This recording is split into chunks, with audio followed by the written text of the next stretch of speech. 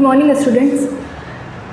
Today I am going to discuss microorganism and us. In our previous lecture, we have discussed what is microorganism and type of microorganism.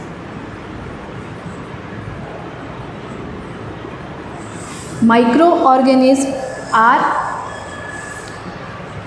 that living thing which can be seen under a microscope, जिसको हम सिर्फ किससे देख सकते हैं, under a microscope देख सकते हैं. It can not be seen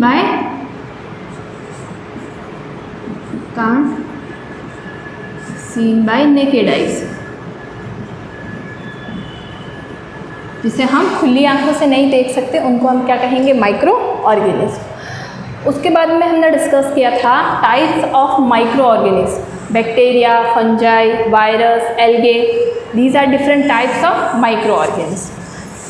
Today I am going to discuss how microorganisms are useful for us or harmful for us. Microorganisms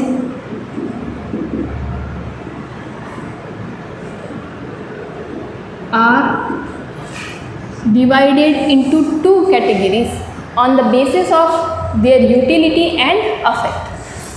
First one is friendly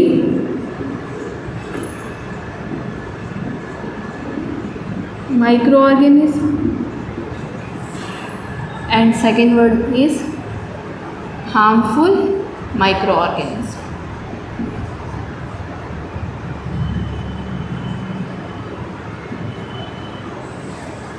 अब फ्रेंडली माइक्रो ऑर्गेनिज्म कौन से हो जाएंगे,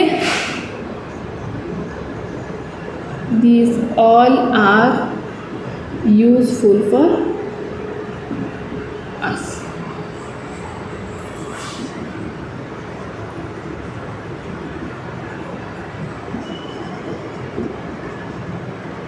harmful for and cause disease. Friendly organisms are organisms which are useful for us. Harmful, as its name suggests, these are harmful for us and cause disease. मतलब ये क्या करते हैं, बीमारियाँ जो है उनको जनरेट करते हैं और हमारे लिए कैसे होते हैं, हार्मफुल होते हैं. But some microorganisms are useful for us. So first I have to discuss friendly microorganisms and then harmful microorganism. Friendly microorganism में सबसे पहले आता है the microorganism which is used for making of curd and bread. अब curd कैसे बनाते हैं, do you know how the curd is made? Curd बनाने के लिए हमको क्या चाहिए होता है, बैक्टीरिया.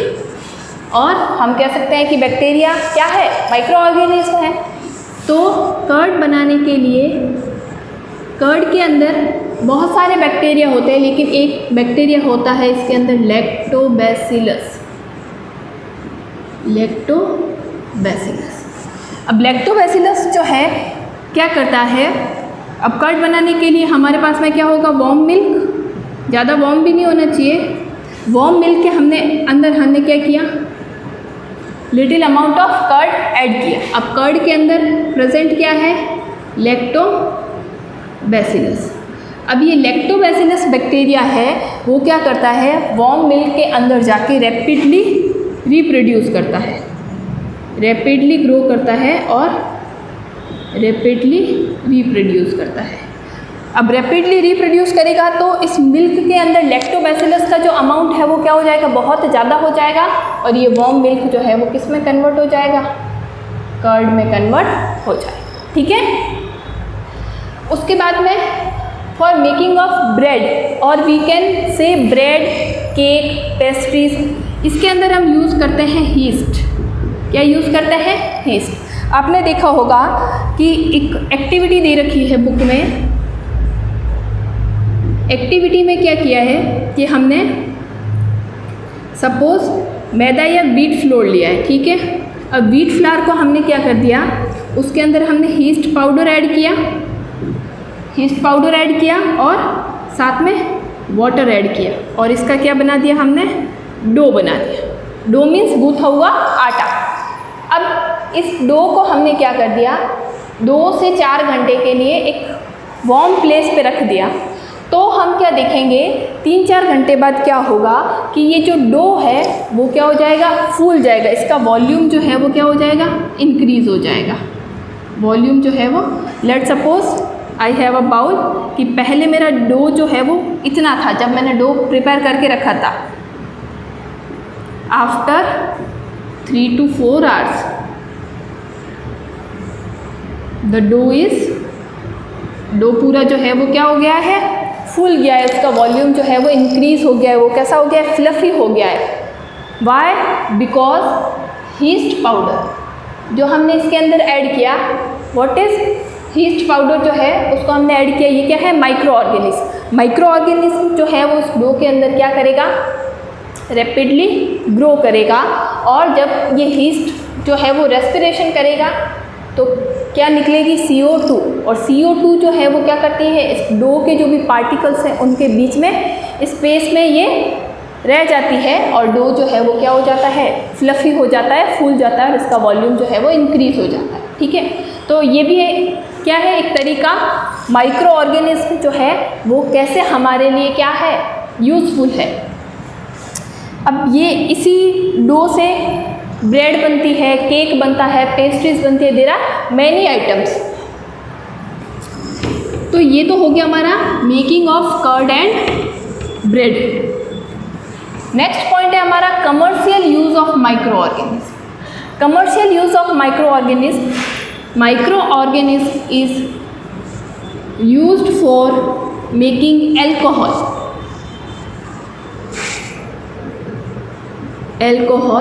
And wine. एल्कोहल और वाइन को बनाने के लिए भी हम किसका यूज़ करते हैं, माइक्रो ऑर्गेनिज्म।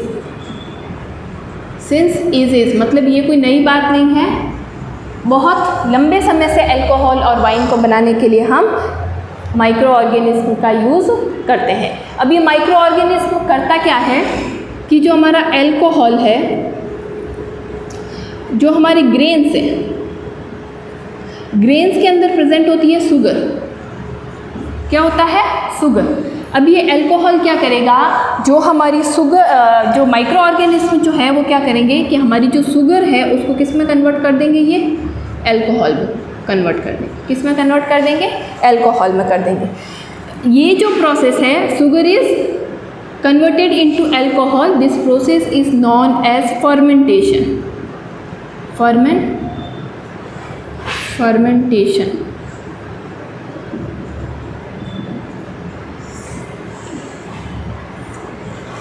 फर्मेंटेशन।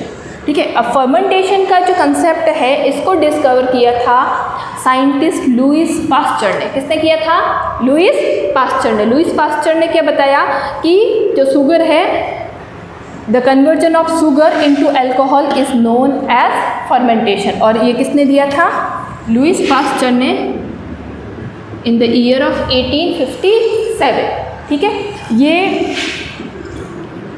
जो है वो जनरल नॉलेज का क्वेश्चन है, तो आपको ये चीज़ पता होनी चाहिए कि फर्मेंटेशन प्रोसेस के बारे में सबसे पहले किसने बताया था, साइंटिस्ट लुईस पास्चर। ठीक है, तो ये हो गया हमारा commercial use of micro organism. Next जो है वो है हमारा medical use of microorganism. अब देखो, जब भी हम क्या होते हैं, बीमार होते हैं, whenever we are ill we go to doctor. हम कहाँ जाते हैं, डॉक्टर के पास जाते हैं। और डॉक्टर जो है वो हमको क्या सजेस्ट करता है, कुछ एंटीबायोटिक्स। नेम तो सुना ही होगा आप सभी ने, एंटीबायोटिक्स। अब एंटीबायोटिक्स जो है उसको बनाने के लिए भी किसका यूज़ होता है, bacteria and fungi. And bacteria and fungi are what, they are microorganism. अब एंटीबायोटिक्स जो है वो क्या करती है कि हमारे बॉडी में ऐसे कुछ बैक्टीरिया जो है वो क्या हो गए हैं, जनरेट हो गए हैं, जिसकी वजह से हम बीमार हो गए हैं। तो ये एंटीबायोटिक्स क्या करती है, उनको मारने का काम जो है वो करती है। अब मार्केट में कुछ ऐसे एंटीबायोटिक्स जो है वो अवेलेबल है जिसका नाम आपने सुना होगा टेट्रासाइक्लिन,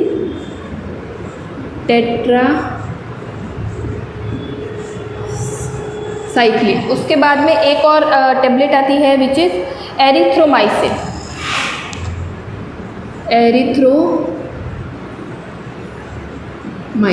तो ये सब क्या है? एंटीबायोटिक्स है। ये सब क्या है? एंटीबायोटिक्स है। और एंटीबायोटिक्स जो है क्या करती है? Stop the growth of bacteria which causes disease. ये क्या करती है? उस बैक्टीरिया के ग्रोथ को रोक देती है, उन बैक्टीरियाज को किल करने का काम करती है जो हमारे बॉडी में क्या कर रहे हैं, जो हम बीमार हो रहे हैं, उस जो बैक्टीरिया जो है उनको मारने का काम जो है वो ये एंटीबायोटिक्स जो है वो करेगी।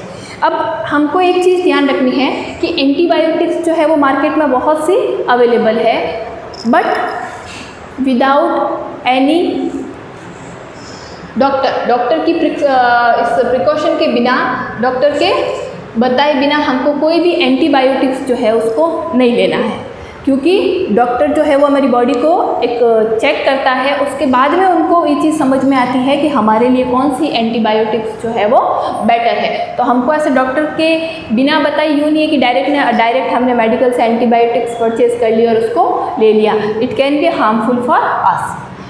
अब एंटीबायोटिक्स जो है वो सिर्फ ऐसे डिजीज़ के लिए काम आएगी जो किसी पर्टिकुलर बैक्टीरिया से हो रहे हैं। अगर हमको फ्लू है, कॉफ है, इसमें अगर हम एंटीबायोटिक्स ले रहे हैं तो ये काम नहीं आएगी, because this disease are caused by virus. ये किससे होते हैं? वायरस से होते हैं। तो एंटीबायोटिक्स जो है वो यहाँ पे काम नहीं आएगी। ठीक है, तो ये चीज़ आपको ध्यान रखनी है।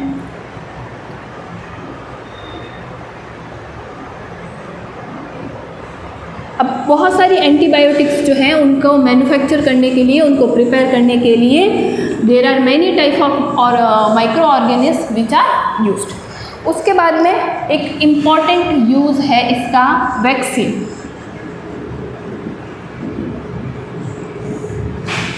हिंदी में वी कॉल इट टीका। नाम सुना है टीका? आपने अगर आप अपनी मदर से डिस्कस करते हैं या आपने अपने घर पे अपने छोटे भाई बहन या नेफ्यू या नीस को देखा होगा, तो हम उनको रेगुलर किसके लिए लेके जाते हैं? वैक्सीनेशन के लिए लेके जाते हैं। अब ये टीका जो है वो कैसे काम करता है? Why it is essential for our body. Vaccine जो है वो क्या करता है? देखो एक एग्जाम्पल के थ्रू समझाती हूँ। आप जब भी पढ़ते हैं तो आपके क्लास में क्या होता है? रेगुलर आपके क्लास टेस्ट होते हैं। अब क्लास टेस्ट क्यों होते हैं? ताकि आप क्या करें, आपका जो मेन एग्ज़ाम है, फर्स्ट टेस्ट, सेकेंड टेस्ट और हाफ ईयरली और ईयरली एग्ज़ाम, तो आप उसके लिए क्या हो जाए? प्रिपेयर हो जाए, क्योंकि आपने क्लास टेस्ट दे रखे हैं, तो आपको सिलेबस पता है कि मेरे को ये चीज़ पढ़नी है, और फिर आपका एग्ज़ाम होगा तो you are ready for the exam. तो वैक्सीन जो है वो सेम क्या है? क्लास टेस्ट की तरह है कि वैक्सीन जो है उसमें हम क्या करेंगे,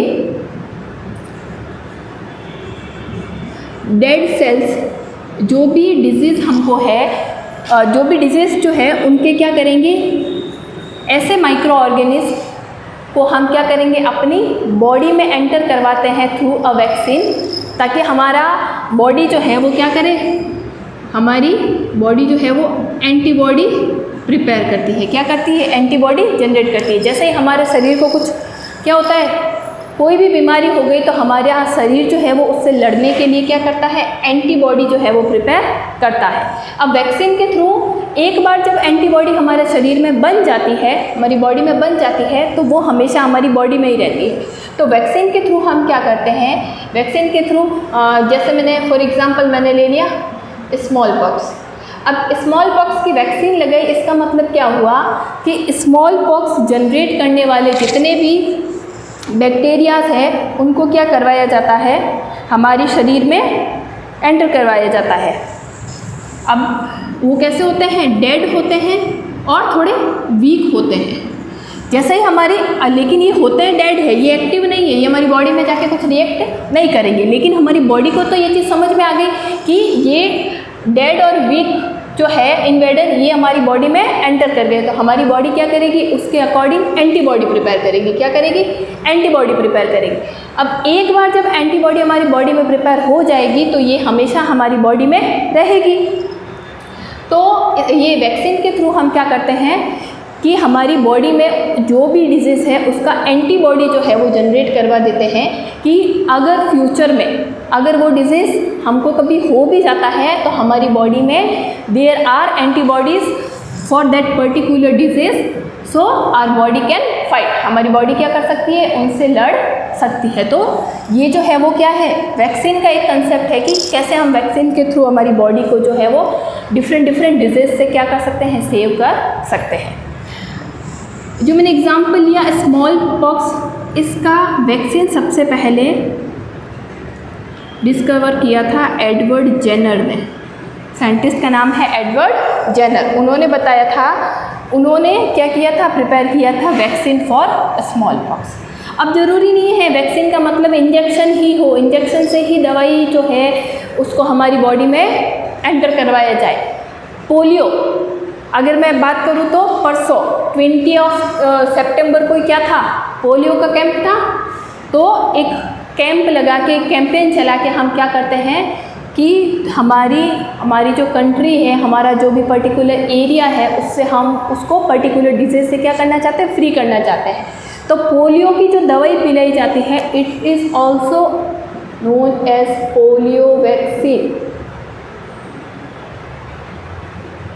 पोलियो वैक्सीन, तो वो जो दवाई है वो भी किसका काम करती है, वैक्सीन का ही काम करती है। ठीक है, तो ये भी इसमें भी है क्या, माइक्रो ऑर्गेनिज्म। तो microorganism these are friendly microorganism which is useful for us. Next is increasing soil fertility. अब कुछ ऐसे माइक्रो ऑर्गेनिज्म होते हैं जो क्या करते हैं, हमारी एटमॉस्फेयर की जो नाइट्रोजन है, हमारी एटमॉस्फेयर की जो नाइट्रोजन है उसको क्या करते हैं, फिक्स कर देते हैं किसमें, सॉइल में। So the fertility of soil can increase. Nitrogen, अब हम जानते हैं कि हमारे एटमॉस्फेयर में नाइट्रोजन जो है वो बहुत सारे अमाउंट में 98% नाइट्रोजन है। लेकिन ये नाइट्रोजन जो है वो डायरेक्ट हमारी सॉइल जो है वो क्या कर सकती है, उस नाइट्रोजन का यूज़ नहीं कर सकती है। तो कुछ माइक्रो ऑर्गेनिज्म होते हैं, ये माइक्रो ऑर्गेनिज्म क्या करते हैं, एटमॉस्फेयर से इन्होंने नाइट्रोजन लिया और उसको कहाँ फिक्स कर देंगे, ये सॉइल में, ताकि हमारी सॉइल जो है उसमें नाइट्रोजन का अमाउंट जो है वो इंक्रीज़ हो जाए और इन सॉइल की जो फर्टिलिटी है वो क्या हो जाए, इंक्रीज़ हो जाए। लास्ट पॉइंट है हमारा cleaning up environment. Cleaning up environment की माइक्रो ऑर्गेनिज्म जो है वो हमारे इन्वायरमेंट को क्लीन करने का भी काम करते हैं। अब कैसे, देखिए, just suppose we have organic waste. Organic waste, what do you mean by organic waste? Or suppose vegetable peels,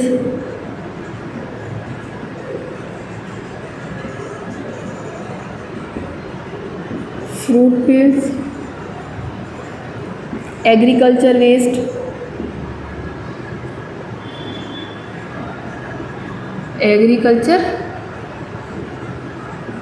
waste और रिमेन्स ऑफ एनिमल्स। हमने क्या किया, हमारे पास में ये सारे जो ऑर्गेनिक वेस्ट है, हमने इन ऑर्गेनिक वेस्ट को क्या किया, सॉइल के अंदर एक पिट बनाया और उसके अंदर ये सारा ऑर्गेनिक वेस्ट जो है वो डाल दिया और उसके ऊपर वापस हमने क्या डाल दी, सॉइल डाल दी। After some time you saw that कि ये जो वेस्ट था हमारा, इट डीकम्पोज, ये क्या हो जाता है, डीकम्पोज हो जाता है। अब ये डीकम्पोज कैसे हुआ, because there are some micro organism in soil which decomposes that waste. और ये जो वेस्ट जो डीकम्पोज हुआ है, ये अब वापस कहाँ काम आ जाएगा, हमारे फील्ड में, हमारी क्रॉप्स के लिए जो है ये काम आ जाएगा। तो microorganisms are useful for us for cleaning up the environment. ये इन्वायरमेंट को क्लीन करने का भी काम करता है। फॉर एग्ज़ाम्पल, यहाँ पे तो मैंने सारा क्या लिया था, organic waste. Suppose I have polythene bags,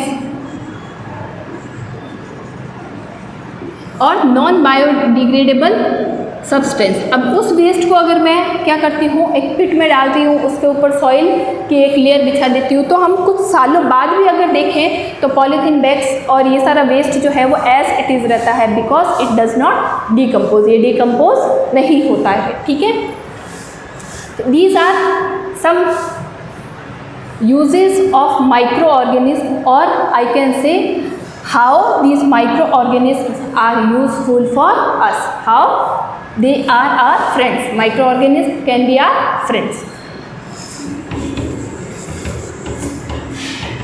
In next, harmful microorganisms. Microorganism is classified into two categories: friendly microorganisms and harmful microorganisms. We discussed how the microorganisms are friend for us. Next is harmful microorganisms. Harmful microorganisms are harmful for us and cause different type of disease. Before discuss the harmful microorganisms, we have to see that disease. There are two type of disease.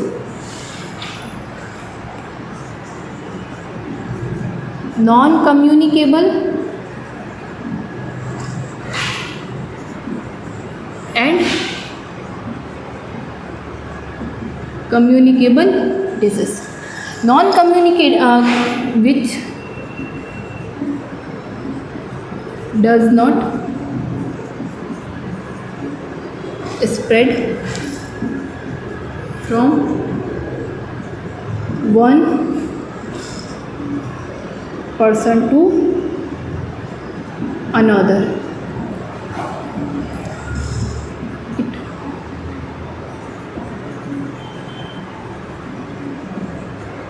From one to another.